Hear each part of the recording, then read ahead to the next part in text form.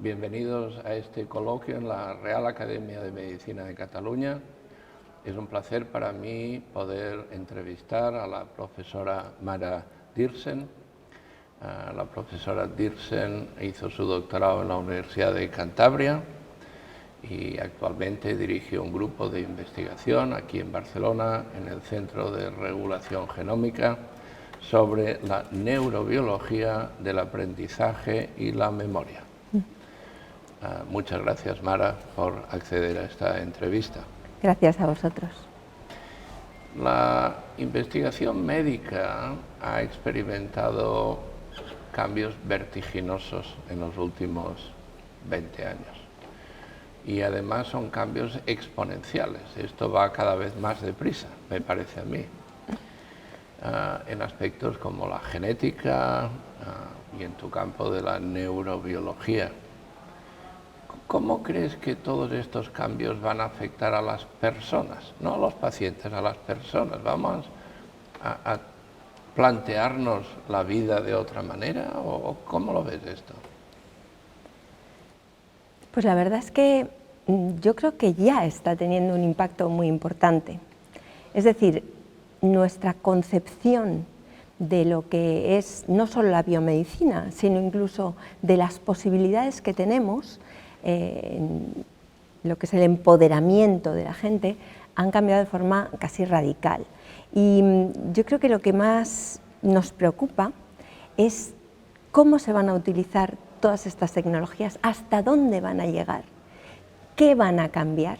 Y están surgiendo movimientos pues, como el transhumanismo, por ejemplo, que claro, son bastante cuestionables desde el punto de vista ético, ya no solamente en términos de qué queremos mejorar y por qué, sino quién va a tener acceso a ello, cómo va a tener acceso a eso y cómo vamos a limitar su uso.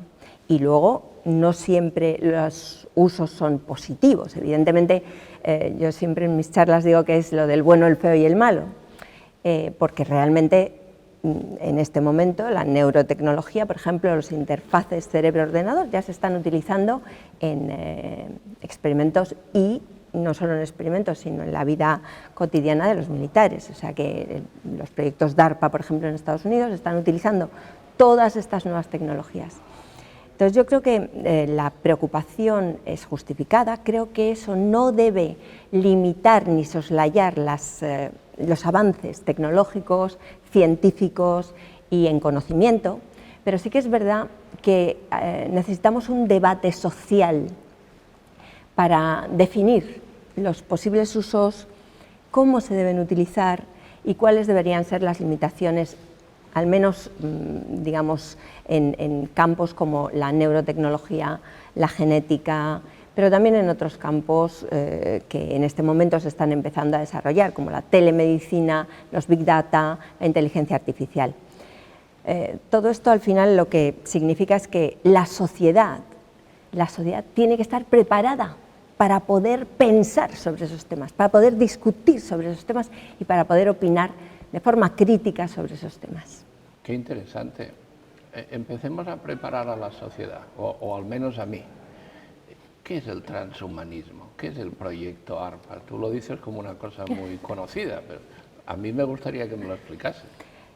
Bueno, el transhumanismo es una nueva corriente que lo que pretende es, digamos, romper los límites de lo natural y poder mejorar a la especie sin esas limitaciones. Entonces, por ejemplo, la mejora genética, la mejora a través de técnicas de neuromejora. En este momento ya se están utilizando electrodos para estimular determinadas áreas del cerebro y eso que se está utilizando a nivel de clínica, ahora ya se empieza a utilizar en electrodos de superficie, pues en cosas como los videojuegos, ¿no? Para jugar mejor, para concentrarte más.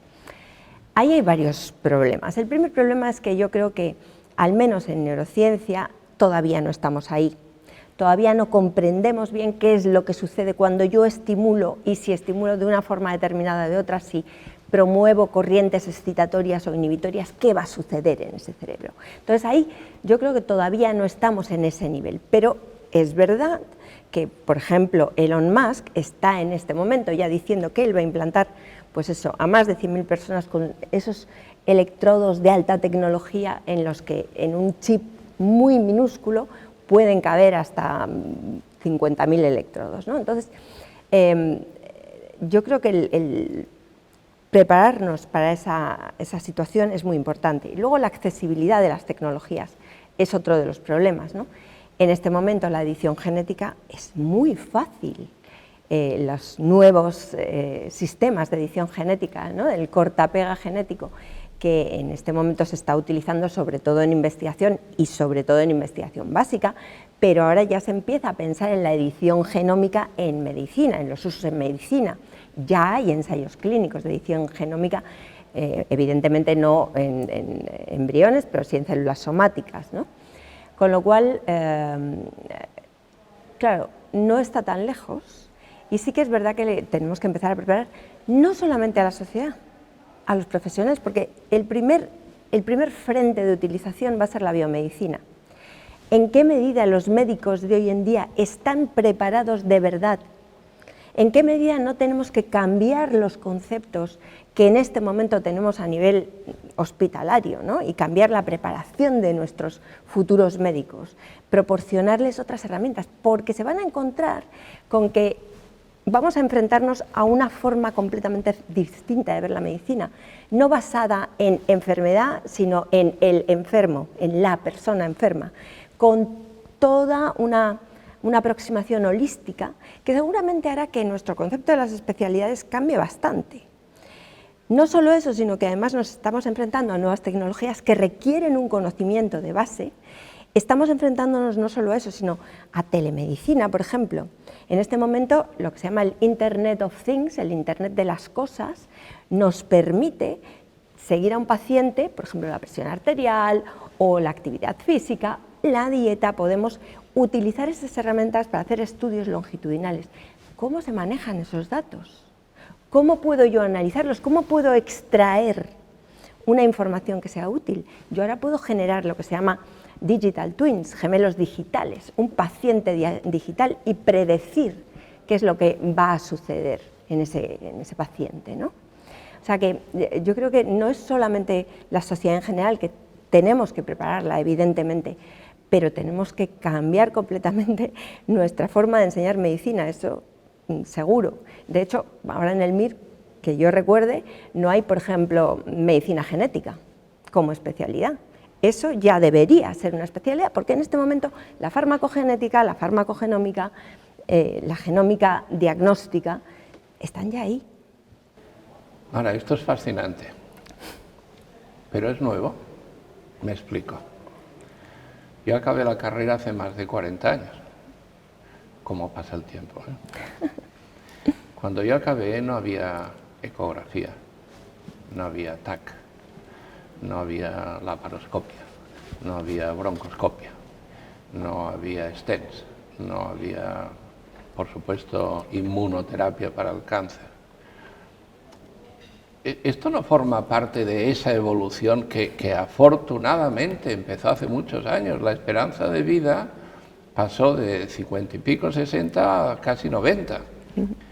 ¿Por qué? Porque ponemos parches, porque a un señor o señora le ponemos una prótesis de cadera, un marcapasos, le damos un tratamiento para el asma y le ponemos un stent en la coronaria.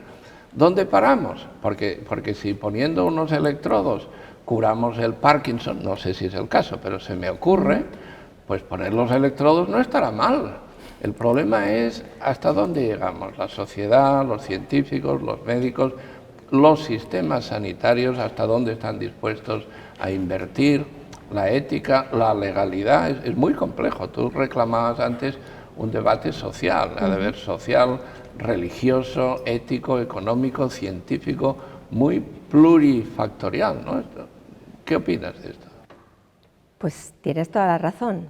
A ver, aquí hay varias preguntas en una pregunta. Por un lado, efectivamente, el desarrollo tecnológico en medicina no ha empezado ahora y tú te puedes preparar para utilizar un aparato, un ecógrafo, para interpretar las señales. Eso también requiere una cierta investigación médica, porque el médico va a tener que interpretar unas señales que le proporciona una determinada tecnología, que no siempre va a ser evidente. Entonces, eso lleva ahí mucho tiempo, pero fíjate, yo sí que creo que hay un cambio fundamental, o va a empezar a haber un cambio fundamental. Y es que en lugar de poner el parche, lo que vamos a hacer es medicina preventiva y predictiva. Antes de que suceda, vamos a intentar soslayar ese problema o al menos retrasarlo. Otra diferencia que yo creo que es importante también es que estamos entendiendo que el abordaje no puede ser: si yo tengo un problema de riñón, me trato el riñón y ya está, porque yo estoy tratando a una persona. Y eso hace que volvamos a un concepto que es muy importante, y es el de la medicina centrada en el paciente, la medicina centrada en la persona. Eso es complicado. ¿Por qué? Porque le otorga también al paciente más poder sobre la decisión médica. Y la última parte de tu pregunta creo que es importantísima, porque en este momento hay un enorme debate en hasta cuándo puedo vivir, ¿no? La longevidad parece que en este momento la quieren situar en los 140 años, que es el tiempo más largo que vivió una persona. Eso, yo siempre recuerdo un chiste de Quino, de Mafalda, que decía: si vivir es durar, prefiero un single de los Beatles. Y eso es verdad, quiero decir, yo puedo acortar los telómeros, puedo hacer muchas cosas, y eso evidentemente tiene sus pros y sus contras, pero vivir no es durar. Entonces, lo que debemos empezar a primar es la calidad de vida, no la duración de la vida. Sin duda. Y si me permites, no un comentario, no un chiste, sino una anécdota real. Yo hace unos años participé en un debate en la OMS, en el que la pregunta era aparentemente muy simple: ¿cuál es el objetivo final de la medicina? Y si lo piensas, no es tan fácil de responder. Pero al final se llegó al acuerdo que el objetivo final de la medicina era prevenir y curar todas las enfermedades humanas. Y el debate que siguió dijo: bueno, si un día alcanzamos ese objetivo, y hay mucha gente trabajando para ese objetivo, en las universidades, en los centros de investigación, en los hospitales, la industria farmacéutica, muchos centros alrededor del mundo invirtiendo mucho dinero. Dice: imagínense que un día conseguimos ese objetivo y somos capaces de prevenir y curar todas las enfermedades humanas. ¿Qué pasaría? Pues que viviríamos 140 o 150 años. Entonces la pregunta es: ¿esa sociedad es sostenible? Y posiblemente la respuesta es no. No podemos pagar pensiones durante 90 años. Entonces, si estamos trabajando para una sociedad no sostenible, ¿nos estamos equivocando? Y si es que sí, ¿dónde? Claro, esto abre de nuevo un debate, ¿no? Que tiene mucho componente ético. Empezaré también por el principio. Es decir, yo creo que en este momento el concepto de, digamos, curar, prevenir, se ha ampliado de forma muy significativa. Ahora ya nos tenemos que empezar a basar en una medicina global, porque no podemos hacer una medicina, y el COVID lo ha demostrado, solo aquí y ya está. Eso ya no funciona. Ahora tenemos que establecer formas de que esa prevención de la enfermedad se produzca a nivel global. Pero además hay otro aspecto que yo creo que también es debatible, pero es importante, y es que yo creo que el modelo social va a cambiar. Y va a cambiar por muchas razones. En este momento ya estamos asistiendo a un cambio en la producción industrial. La robotización está, digamos, remodelando lo que es el panorama laboral, ¿no? Las oportunidades laborales. El cómo sepamos aprovechar y gestionar todas esas posibilidades, todas esas oportunidades, es lo que va a definir dónde llegaremos como especie. Es decir, a lo mejor no hay que pagar ya pensiones, y a lo mejor si estamos muy bien hasta los 140 años, pues podemos tranquilamente seguir teniendo actividad del tipo que sea.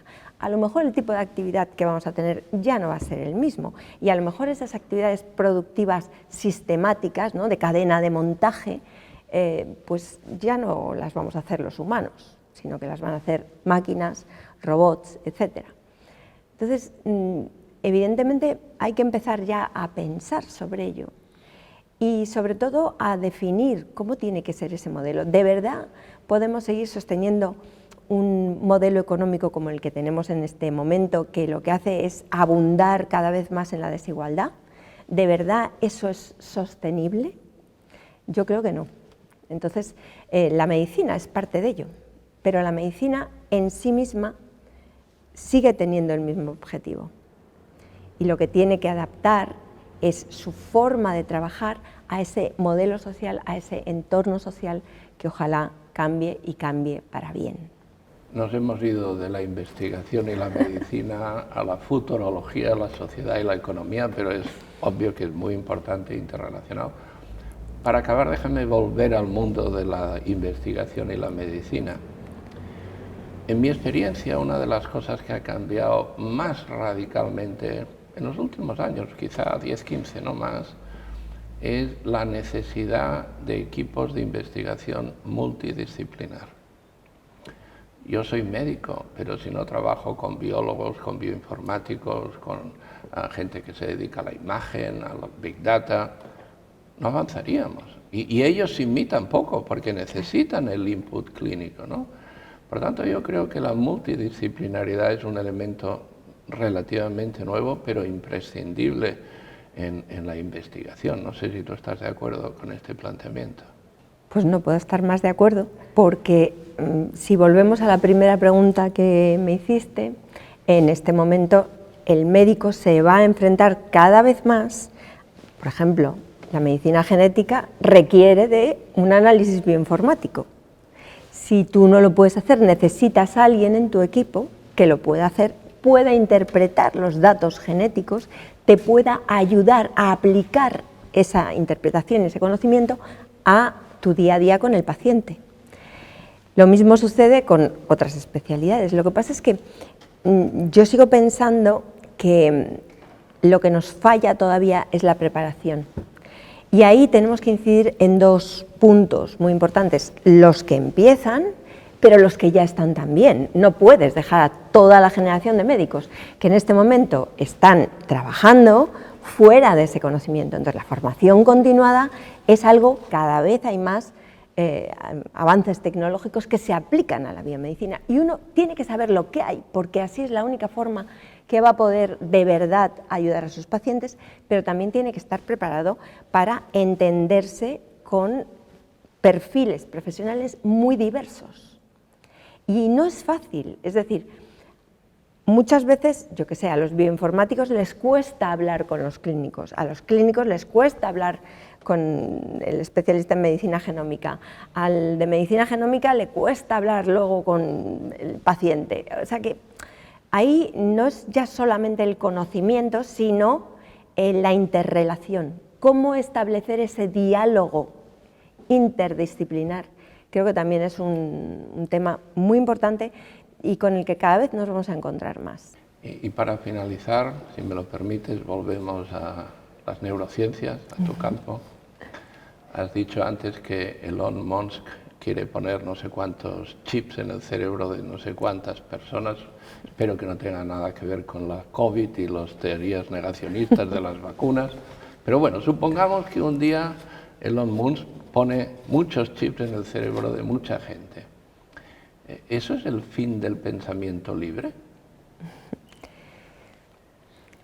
Pues ese es el miedo que tiene mucha gente. De hecho, un neurocientífico español que está en Estados Unidos, Rafael Yuste, una persona muy inteligente, ha hecho una carta de neuroderechos, precisamente porque ahora todavía no estamos ahí, ni de lejos, pero sí que es verdad que, por ejemplo, cuando tú implantas electrodos en la corteza visual, por ejemplo en primates, en primates no humanos, puedes interpretar, incluso recrear la imagen que ese primate no humano está viendo.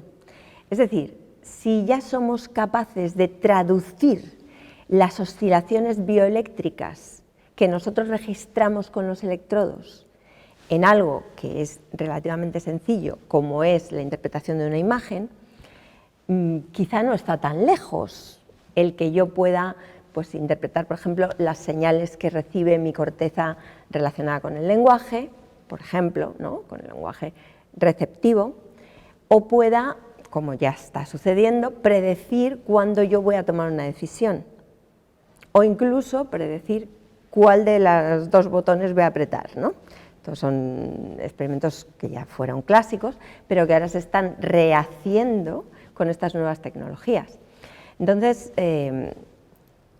yo desde luego no creo que sea el fin del pensamiento libre, pero una de las cosas que plantea Rafael Juste es precisamente, ¿es el fin de la privacidad cerebral o no?